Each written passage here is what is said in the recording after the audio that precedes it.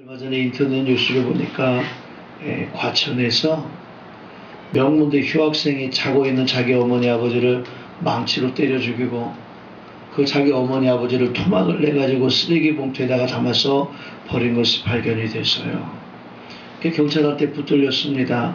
그리고 자기 부모를 그렇게 잔인하게 죽인 이유를 물어봤더니 아버지가 군대 출신, 군 중령 출신이라 집에 들어오기만 하면 뭐든지 다 명령조로 명령을 하고 이야기를 하고 최고가 되라고 그러고 다 들들들들들 볶아대고 어머니는 또 입만 열면 그래도 자기도 명문대 다니는데 서울대도 못 간 놈이라고 멸시하고 집에 들어가기만 하면 피곤하니까 마음이 편하지를 못하니까 정신적으로 피곤하고 쉼이 없어서 그래서 보면 화가 나서 참지 못하고 자기 엄마 아버지를 망치로 때려서 죽여가지고 이렇게 토막을 내서 버렸다고 하는 것입니다. 그 사건을 보면서 집에 망치를 두지 말아야 되겠다 그런 생각을 하지 말고 이 시대를 살아가고 있는 현대인들이 얼마나 피곤하고 얼마나 힘든지 몰라요.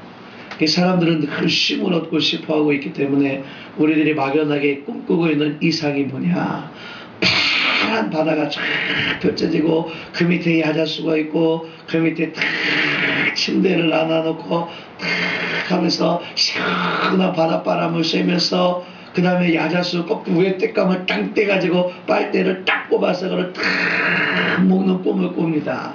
그걸 파라다이스라고. 여러분 가면 50도예요. 더워 죽습니다. 야자수 뚜껑 따가지고 먹어봐야 우리가 마시는 포카리 스웨트만도 맛이 없어요. 단맛이 없어요. 밍숭밍숭합니다.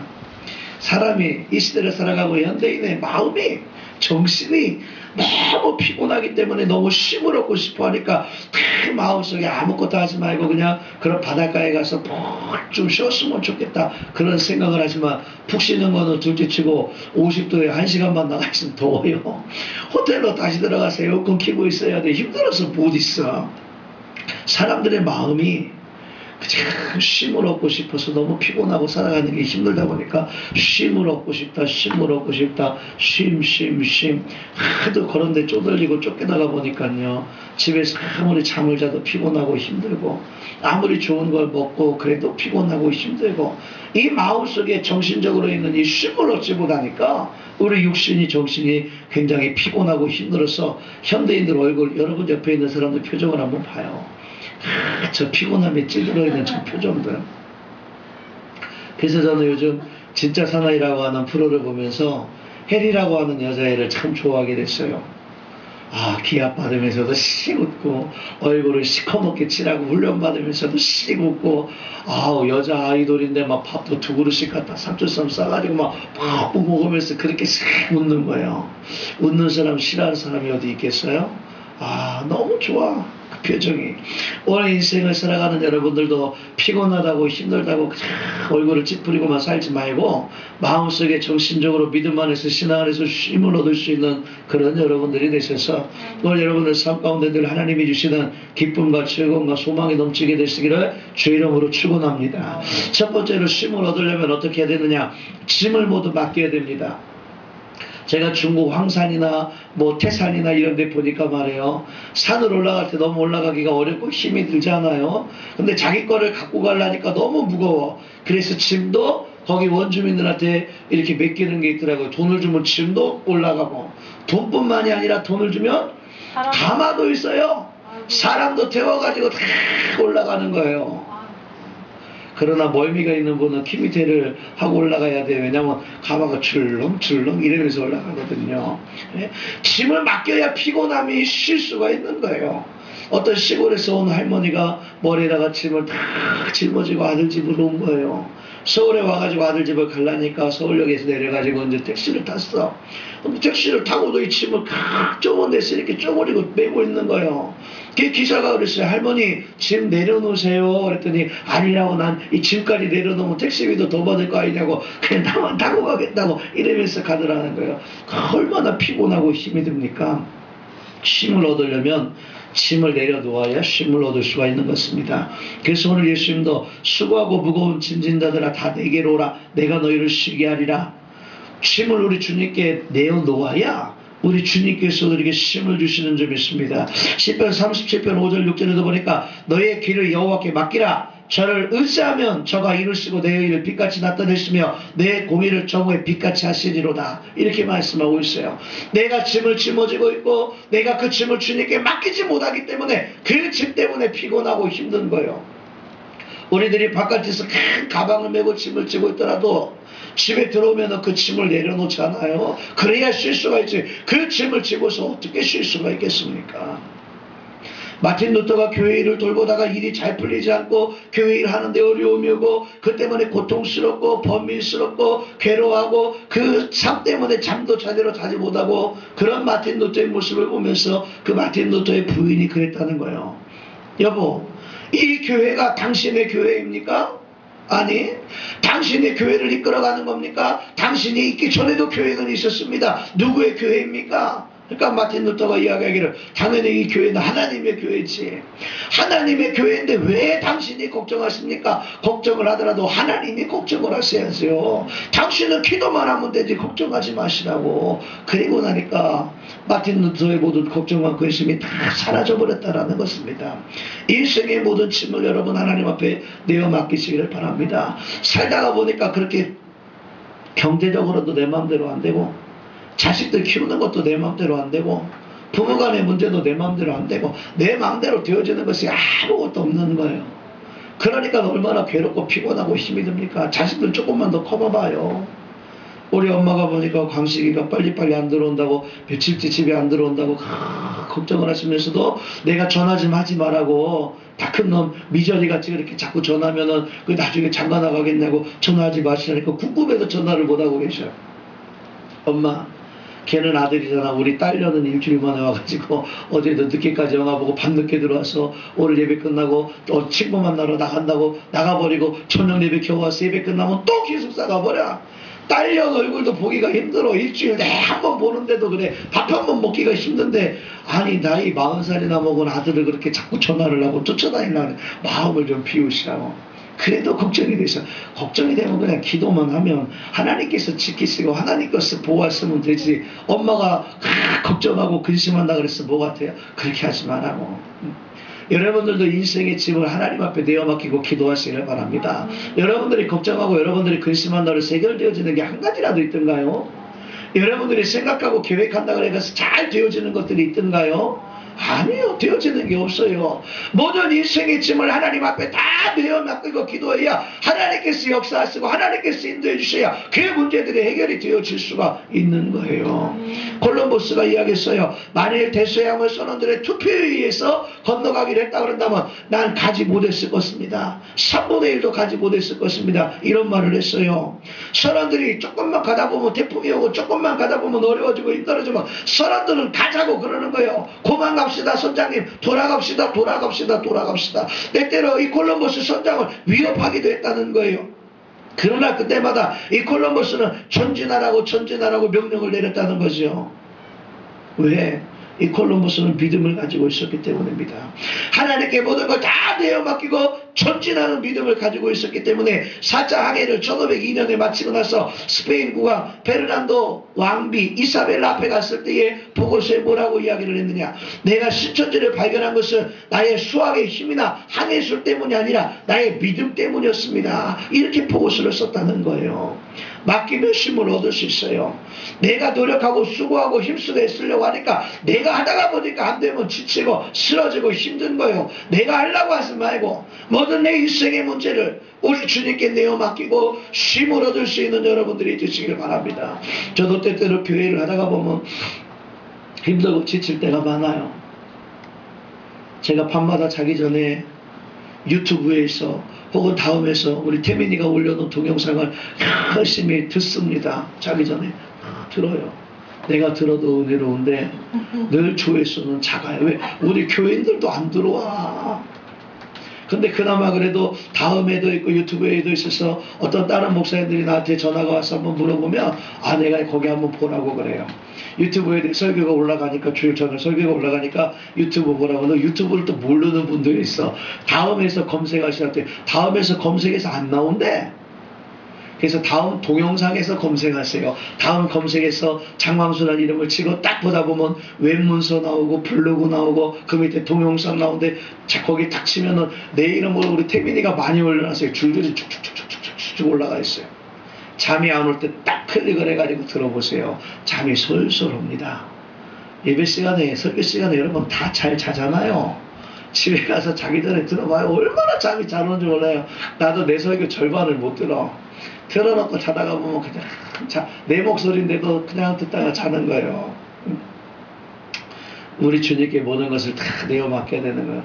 교회도 내가 내 생각대로 내 방법대로 내가 성도들도 좋은 그릇 만들어 보겠다고 좋은 성도들 만들어 보겠다고 막 하니까 안 돼. 부닥치고 힘들어져서 교인들이 피곤하고 목사님하고 신앙생활하는 건 피곤하고 힘들어서 안 되겠다고 가버리기 때문에 그래서 깨달은 게 뭐냐. 우리 주님이 주신 그 그릇대로만 쓰는 거예요. 어떤 그릇은 간장 용기도 있고요. 어떤 그릇은 밥그릇도 있고 어떤 그릇은 금그릇도 있고 어떤 그릇은 나무 그릇도 있어요. 그 그릇만큼 써야지 그 나무 그릇을 금그릇으로 만들어 막 쓰려고 하면 짜게지고 부서질 수밖에 없는 걸 깨달았어요.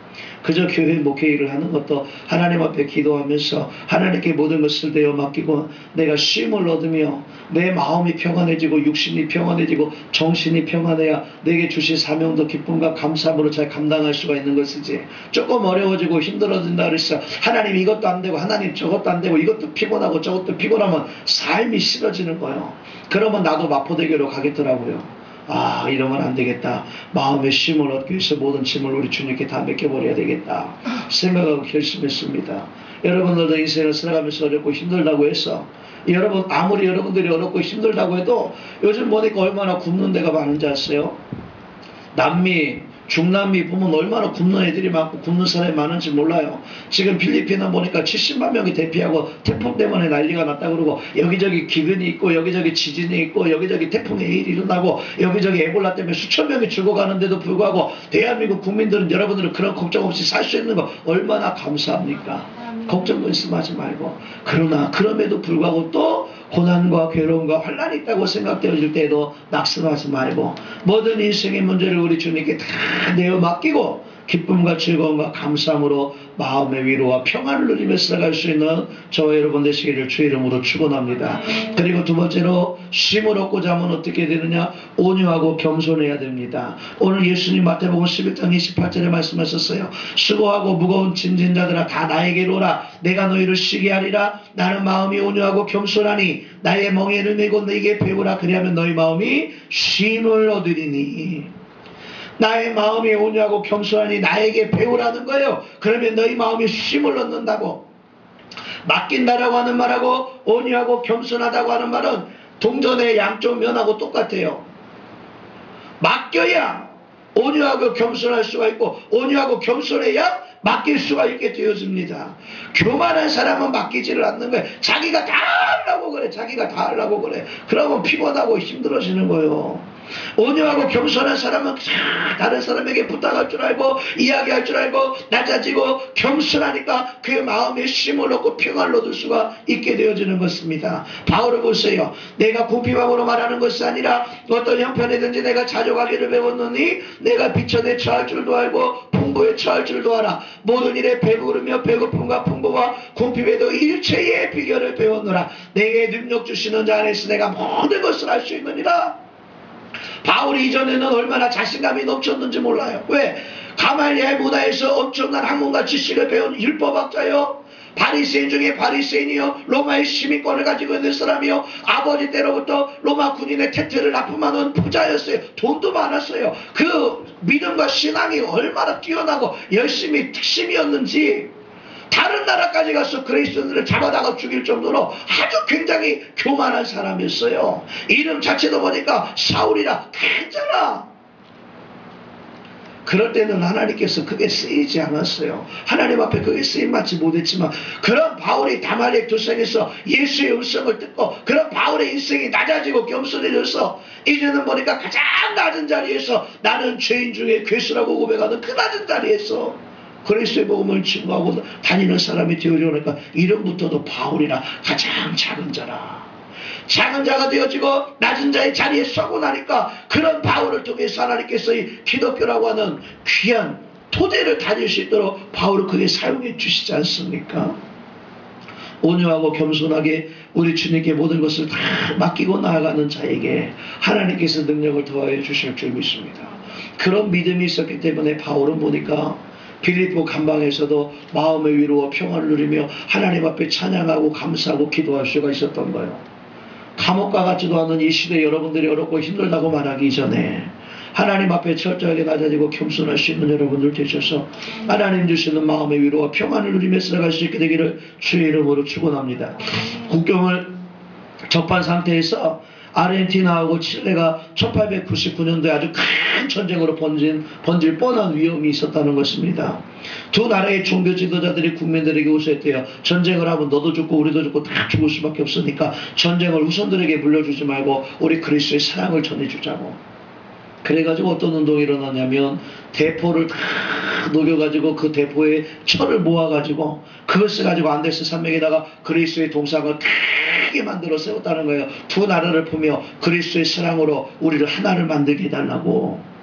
그리고 나니까 칠레하고 아르헨티나하고 싸움을 안 하게 됐다는 거예요. 전쟁을 피했다는 거예요. 우리나라가 때때로 북한에 이것저것 많이 뜯기는 것처럼 줄 때가 많습니다.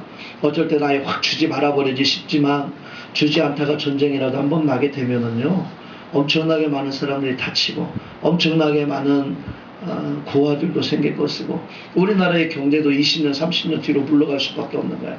안 하는 게 좋은 거예요. 가능한. 그러니까 우리가 연평도의 포격을 그렇게 당했어도 물론 우리가 미군의 도움을 받든지 반격을 해서 어떤 전쟁을 벌려가지고 많은 분들이 이야기하더라고요. 전쟁 초기에는 우리나라가 열세에 몰린다고 3일 4일 정도는 북한에서 먼저 공격을 해들어왔을 때에 바로 이길 수는 없지만 5일에서 10일 안팎으로 가게 되었으면 미군이 개입하고 그러게 되어지면 금방 다시 이제 열세가 바뀌어서 우리나라가 북한을 이길 수 있다고 이야기하지만 이기고 나면 뭐 할 겁니까? 인천도 그러고 서울도 그러고 여기저기 포탄 몇 개만 떨어지면 도시가스 때문에 모든 도시가 다 불타버리고 타버리고 무너져버리고 안 남아났을 텐데 열흘 후에 다시 그것을 재건하려고 그러면 얼마나 많은 어려움과 고통과 혼란이 있겠습니까? 더더군다나 뭐 북한도 그러고 우리나라도 그러고 얼마나 많은 화학탄도 있고 얼마나 많은 생화학탄도 있습니까? 많은 사람들이 죽고 다칠 거예요. 우리 후손들 가운데 기형아가 얼마나 많이 나오게 될지도 몰라요. 더더군다나 원자력 발전소도 여기저기 많이 있고 핵폭탄도 있는데 그 방사능 오염으로 인한 영향은 50년 100년 이상을 갈 수도 있기 때문에 가능한 한 전쟁을 안 하는 게 좋은 거예요. 전쟁과 무기로 하지 아니하고 그리스도의 사랑으로 해결을 하고 나니까 참 쉼을 얻을 수가 있게 되어지는 것입니다. 마음이 편한 사람들이 쉼을 얻을 수가 있다는 거예요. 근데 자기 성격을 자기가 다스리지 못하는 사람은 마음에 쉼이 없습니다. 마음이 온유하고 겸손해서 자기 마음을 잘 다스리면 쉼을 얻을 수가 있는데요. 마음이 막 자기 성격을 다스리지 못해서 막 열을 내고 막 이런 사람은 마음이 온유할 수가 없는 거예요. 지금 세월호 그 유족들 대표자였던 사람들도 보세요. 그들의 마음이 그걸 참지를 못해가지고 그냥 대리기사 때리고 나니까 그 사람들의 마음이 세월호 유족들의 마음에서 지금 거의 다 떠나가 버리지 않아요. 자기 마음을 잘 다스릴 수가 있어야 되고 그리고 마음의 평안과 위로를 누리며 살아가려면 온유하고 겸손이 될 줄 믿습니다. 그래서 예수님 말씀하신 거예요. 나는 마음이 온유하고 겸손하니 나의 멍에를 메고 나에게 배우라. 그리하면 너희 마음이 쉼을 얻으리라. 우리 예수님이 온유하고 겸손하셔서 마음의 평안을 누리시며 십자가의 고난과 십자가의 사역을 잘 감당하신 것처럼 오늘 이 시대를 살아가는 여러분들도 예수님처럼 온유하고 겸손할 수 있는 여러분들 되셔서 마음의 위로와 평안과 쉼을 얻게 되시기를 주의 이름으로 축원합니다. 그리고 세 번째로 보니까 우리 주님이 주시는 멍에를 매야 된다 그랬어요. 수고하고 무거운 짐진 자들아 다 내게로 오라. 내가 너희를 쉬게 하리라. 나는 마음이 온유하고 겸손하니 그 다음에 말씀이 나의 멍에를 메고 나에게 배우라. 그리하면 너희가 마음이 쉼을 얻으리라. 이상하잖아요. 멍에를 매는데 어떻게 그게 편안하고 어떻게 그게 쉼을 얻을 수 있을까요? 소에게 멍에를 씌우면은요 코가 이게 딱 낑겨져 가지고 멍에를 또 딱 씌우면 소가 옆으로 더 갈 수가 없어요. 먹을 것도 먹을 수가 없어요. 그대로 일만 해야 되는 거예요. 그러나 오늘 우리들에게 주님이 주시는 그 멍에는 주님이 주시는 그 멍에를 매면은 우리 주님이 주시는 쉼도 얻을 수 있게 되어지는 줄 믿습니다. 인생을 살아가는 것이요 잠만이 잔다고 그래서 아무것도 안 하고 있는다 그래서 그게 쉼을 얻는 것이 아니에요. 내가 하고 싶은 것을 할 수 있을 때, 내가 하고 싶은 일을 할 수 있을 때가 마음에 참 쉼을 얻을 수가 있는 거예요. 가장 힘든 사람이 누군가 봤더니 취직 못하고 있는 사람들이 가장 힘들어하는 거예요. 일을 하고 싶은데 일을 할 수가 없어서 어떻게 하지 못하는 그 마음의 불편함 때문에 너무 힘들어하는 거예요. 그러나 그럼에도 불구하고 일을 하는 것이 얼마나 축복인지 몰라요. 일할 수 있는 거 감사하시고, 움직일 수 있는 거 감사하시고, 아침에 눈 뜰 수 있는 거 감사하시고, 모든 것에 있어서 감사하며, 특별히 주님 주시는 땅에서, 주님 주시는 교회 안에서, 주님 주시는 사명과 주님 주시는 그 일을 할 수 있는 것, 할 수 있도록 건강 주시고, 시간 주시고, 물질 주시고, 여건과 환경 주신 것을 감사할 수 있는 여러분들이 되시길 바랍니다. 그것을 통해서 내 마음의 위로와 쉼을 얻을 수 있는 거요. 돈이 없어서 헌금을 못 해봐봐요. 건강이 없어서 봉사, 충성, 청소 이걸 못 해봐봐요. 하고 싶어도 못할 때 얼마나 마음이 불편하고 얼마나 힘이 들겠어요. 하나님이 나에게 건강 주시고 물질 주시고 시간과 여건과 환경을 주셔서 내가 할 수 있는 그 사실이 얼마나 감사하고 이것이 힘이 나는 것인지 몰라요. 독수리에 날개 치는 것 같은 새 힘을 우리 주님이 주시는 줄 믿습니다. 어느 날 새 한 마리가 가만히 보다 보니까 날개가 자기 몸뚱이보다도 더 긴 거예요. 자기 몸뚱이는 짧은데 날개는 자기 몸뚱이의 2배, 3배 이상 막 늘어지는 거야. 이 새가 생각해보니까 그 날개가 너무 좀 무거운 것처럼 생각이 되어지는 거예요. 차라리 날개가 없으면 더 가볍게 하늘을 날아다닐 수 있지 않을까. 그래가지고 날개를 떼버린 거예요. 날개를 떼고 나니까 새가 날아갈 수가 있습니까? 날개가 있어야 날아가지요. 무겁다고 생각되어졌지만 무겁다고 생각되어질 그 날개가 있어야 날아갈 수가 있는 거예요. 닭들이 이렇게 다 나온 병아리를 보니까 병아리가 무지하게 예쁩니다. 근데 병아리 날개는 코딱지만 해가지고 날 수가 없어요. 여기서 던져도 푸득푸득 거려도 그냥 푹 떨어져 버리더라고요. 그러나 독수리의 날개를 보니까 독수리 몸짓에 2배, 3배가 넘었어요. 독수리가 날개를 쫙 펴면 뭐 한 3m 이상 된다고 그래요. 그 정도 큰 날개를, 강한 날개를 가지고 있으니까 3000m 높이까지 높이 날아 올라갈 수가 있는 것입니다. 오늘 하나님께서 여러분들에게 주신 그 멍에는요, 예수님을 통해서 치는 그 멍에 하나님께서 여러분들에게 주신 그 사명이라고 하는 것, 하나님께서 여러분들에게 주신 그 일이라고 하는 것이 그 무겁게 느껴진다 할지라도 무거우면 무거울수록 더 높이 올라갈 수 있는 힘이 되어지는 줄 믿습니다. 그 하나님께서 주시는 사명이 무겁다고 그것을 벗어버리려고 교회에서 일을 안 하려고 그것을 피해서 도망가 봐야 하나님의 능력을 힘입을 수 있는 방법이 없는 거예요. 주님 주시는 그 십자가의 멍에를 기쁨과 즐거움과 감사함으로 여길 수 있는 여러분들이 되어주시고 그 일을 감당할 수 있는 여러분들이 될 때 하나님의 능력이 그 멍에를 통해서 임하게 되어지는 줄 믿습니다. 알렉산더 대왕이요, 젊은 시절에 몇몇 신하에게 심부름을 하나 시킨 거예요. 어떤 심부름을 시켰느냐, 무거운 손수레를 가지고 산을 올라가라고 하는 거예요. 올라가다가 내려오다가 올라가다가 내려오다가 그 수레를 산 위로 끌고 올라가기가 얼마나 어려운지요. 근데 그 신하들은 도대체 그 수레에 뭐가 있는지 모릅니다. 그냥 시키니까 하는 거예요. 시키니까 하는 거예요. 굴러 떨어지고 또 올라가고 굴러 떨어지고 또 올라가고, 딴 데 갔다 와서 봐도 또 그거 하고 있고, 딴 데 갔다 와서 봐도 또 그거 하고 있고, 열어보지도 아니하고 왕이 시키니까 그냥 갖고 올라갔다가 내려왔다가 갖고 올랐다가 내려왔다가 그것만 계속하고 있는 거예요. 그 알렉산더 대왕이 지나가다 물었다는 거예요. 너희는 지금 뭘 하고 있느냐고. 그러니까 그들이 이야기하기를 알렉산더 대왕이 지금 이걸 갖고 올라가라고 그래서 갖고 올라가는 중이라고. 알렉산더 대왕이 이야기했다는 거예요. 내가 알렉산더 대왕이다. 내가 지금 몇 번을 왔다 갔다 하면서 보는데 니네 열어보지도 않냐고 그냥 올라갔다 또 내려왔는데도 바보같이 또 올라가고 니네가 이렇게 충성스럽게 하는 것을 보니까 이 안에 있는 선물을 내가 너희들에게 줄 테니까 고향까지 끌고 가서 그 다음에 열어봐라. 그래가지고 고향에 가서 끌고 열어보니까 그 안에 금덩어리가 들어있더라는 거예요. 위대한 사람이 주는 멍에는 반드시 보상이 숨겨져 있는 거예요. 하나님이 여러분들에게 교회를 통해서 주는 그 멍에라고 생각하는 그 일들, 그 달란트, 그것들은요 반드시 하나님께서 여러분들에게 엄청나게 큰 축복을 주시기 위한 축복의 통로가 되어지는 줄 믿습니다. 요즘 점점 피곤한 계절이 오고 점점 사람들이 살기가 힘들다고 그러고 경제적으로도 어려워진다고 그러고 그러다 보니까 정신적으로도 휴식이 필요한 그런 때 어떻게 하면 쉼을 얻을 수 있을까? 딴 데 놀러 가가지고 비행기 타고 놀러 가서 쉼을 얻으려고 하지 말고요. 오늘 말씀처럼 수고하고 무거운 짐진 자들아 다 내게로 오라. 내가 너희를 쉬게 하리라. 나는 마음이 온유하고 겸손하니 나의 멍에를 메고 나에게 배우라. 그래야만 너희 마음이 쉼을 얻으리니 이는 내 멍에는 쉽고 내 짐은 가벼움이니라. 우리 주님 주시는 그 멍에를 기쁘게 메쓰고 주의 사명 잘 주신 사명 감당하여 참 위로와 평안을 누릴 수 있게 되기를 바랍니다. 마지막으로 이야기 하나 더 하고 말씀을 맺을까 합니다. 항공수의 선두주자라고 할 수 있는 핸드리 페이지라고 하는 사람이 에어쇼를 비행기를 많은 사람들 앞에서 보여주고 있었어요. 쇼를 보여주면서 있다 보니까 갑자기 뒤에서 뭔가 사각사각 소리가 나는 거예요. 뭔가 봤더니 생쥐 새끼가 전선줄을 막 갈아먹고 있는 거예요. 놀랬어요. 하나님, 저 생쥐 새끼가 전선줄을 갈아먹으면 비행기가 지금 떨어져 버릴지도 모르는데, 떨어지게 되면 내 명예도 수치스러운 걸 쓰고 나라에도 영광이 되어지지 못하는데, 하나님, 내가 저 생쥐가 갈아먹기 전에 지금 빨리 가서 착륙을 하려고 하니까 하나님 그때까지만 좀 참게 달라고 그 짧은 시간에 살려달라고 하나님 앞에 기도를 하는데 하나님께서 마음에 감동을 주시더라는 거예요.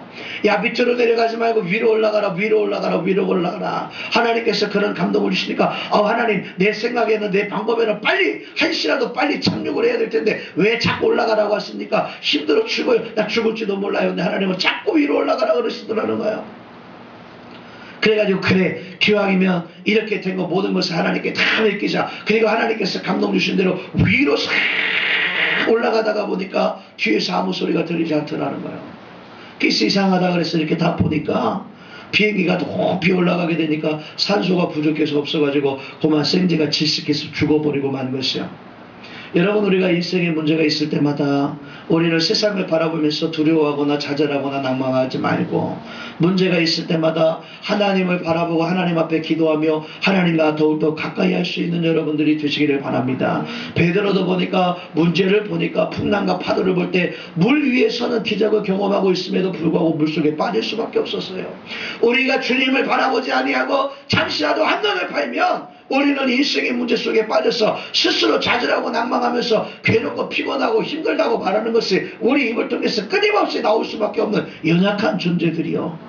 오늘 우리 서착의 모든 성도들은 모든 문제를 하나님 앞에 내어 맡기고 참된 위로와 평안을 맛볼 수 있는 그런 여러분들이 되시길 바랍니다. 인생의 문제가 올 때마다 하나님을 바라보시고 하나님 앞에 기도하시고 하나님 주시는 능력으로 잘 해결받아서 참된 쉼을 얻을 수 있는 저와 여러분 다 되시기를 주 이름으로 축원합니다.